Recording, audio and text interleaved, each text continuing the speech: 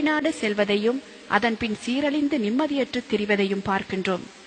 போதும் என்ற மனமே புண் செய்யும் மருந்து என்று கூறப்படுவதையும் இன்று இஸ்லாம் அமைத்து தந்துள்ளது.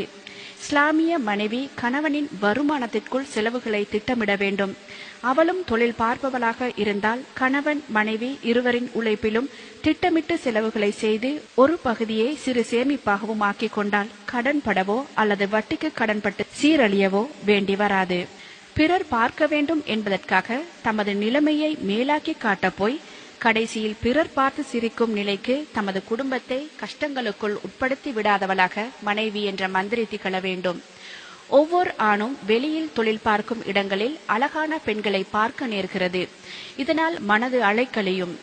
ஆனால் வீட்டில் அழுக்கான நிலையில் அலங்காரமற்ற தனது மனைவியை பார்க்கிறான்.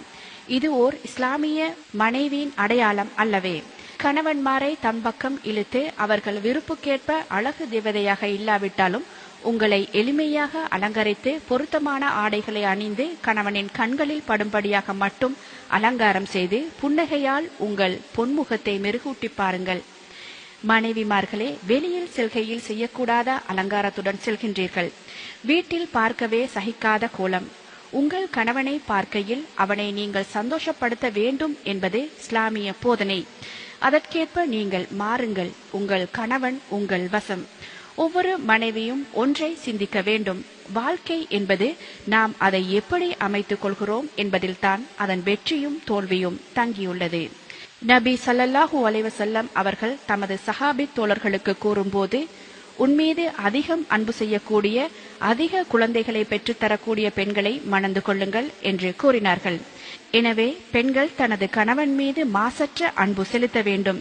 சினிமாவை பார்த்து அதில் வரும் கதாநாயகன் போல் தனது கணவன் அமைய வேண்டும் என்ற யதார்த்தத்திற்கு அப்பாற்பட்ட கற்பனைகள் முதலில் பெண்களிடமிருந்து மறைய வேண்டும். மிகைப்படுத்தி எதனையும் சித்தரித்து காட்டும் சினிமா பணம் சம்பாதிப்பவர்களுக்கு சரியானதன்றி அது வாழ்வுக்கு பொருந்தாது என்பதை இஸ்லாமிய மனைவி உணர்தல் வேண்டும்.